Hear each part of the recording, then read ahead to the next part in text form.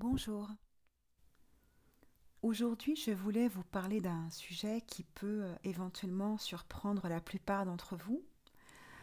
Ça n'était pas prévu au programme. Ce sujet risque aussi de plomber l'ambiance pour certains. Ce sujet, c'est la mort. C'est un sujet qui peut-être vous angoisse, mais j'ai décidé de l'aborder sous un angle que vous ne connaissez peut-être pas, et peut-être que cela va vous aider justement. Mais tout d'abord, pourquoi je voulais vous parler de ce thème? Un thème qui n'était donc pas prévu au programme, en tout cas pas dans l'immédiat. En fait, je venais de rentrer d'une fête d'une amie de lycée qui fêtait son anniversaire et son père avait réuni la famille, les amis qu'elle n'avait pas vus depuis très longtemps.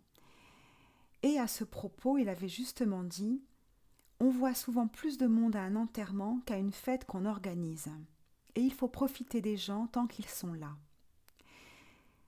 Et donc à ce moment, j'ai pensé à la maman d'une amie proche qui était donc très malade et à qui j'avais rendu visite quelques jours auparavant. Et la vie est bien curieuse puisque un jour après cette fête, la maman de cette amie décède.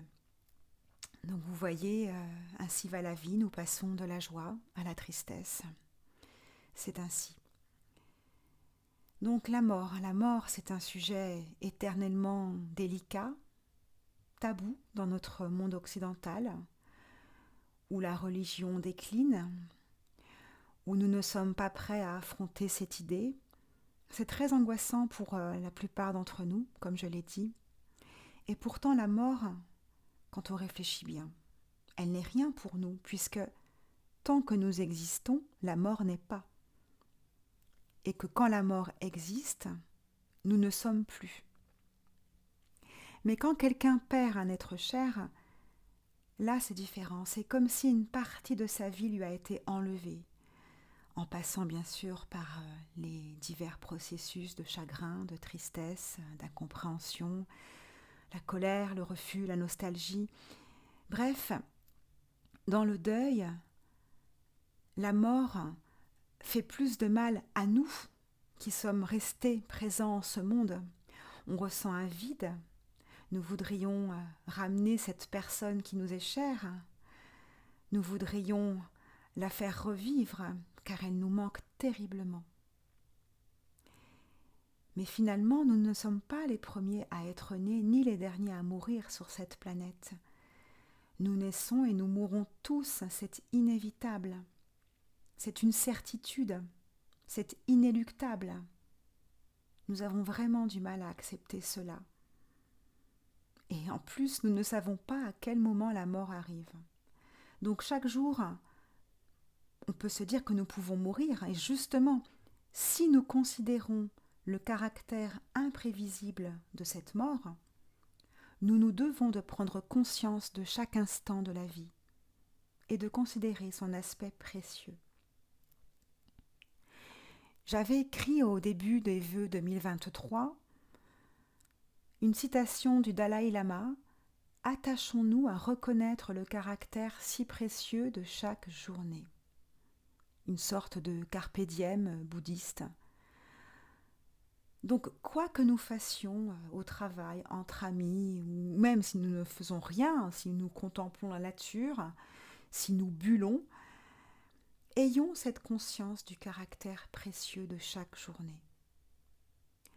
Je dis souvent dans mes accompagnements sophrologiques que lorsque les personnes vivent un moment précieux, heureux, rare peut-être, de faire une capture écran de l'instant.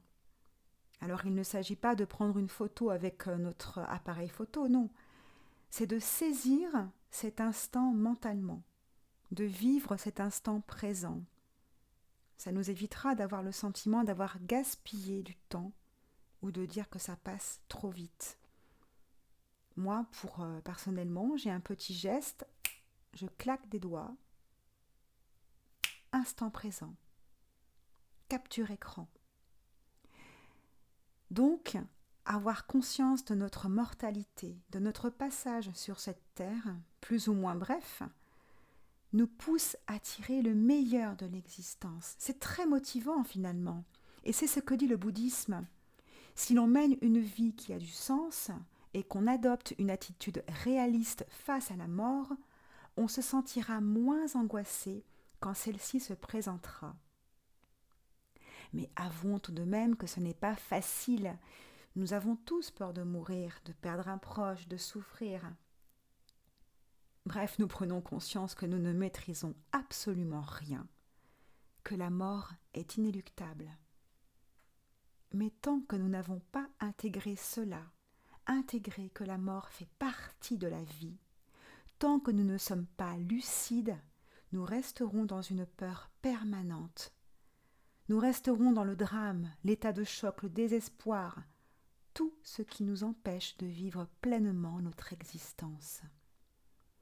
Et notre devoir, je dis bien notre devoir, tant que nous sommes de ce monde, est de savourer la vie, quelle qu'en soit son échéance, et aussi d'aider les autres à la savourer. Le fait de savoir que nous allons mourir, que nos proches aussi vont disparaître avant ou après nous, ça doit nous motiver pour nous donner cette énergie pour savourer ces choses simples de la vie et faire le plus de bien possible autour de nous. Et si c'est difficile, faire le moins de mal possible. En tout cas, je ne gaspille pas mon temps dans les rancunes, les colères, la haine, les ressentiments, la vengeance, l'argent. Le temps est si précieux.